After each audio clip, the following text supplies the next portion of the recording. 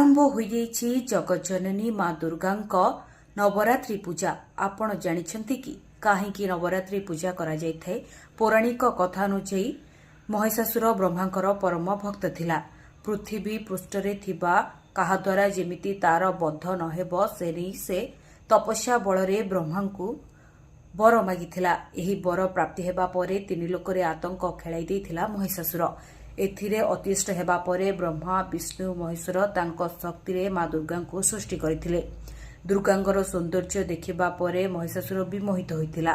एहा परे माता दुर्गांकु विवाह करिबाकु प्रस्ताव देइथिला।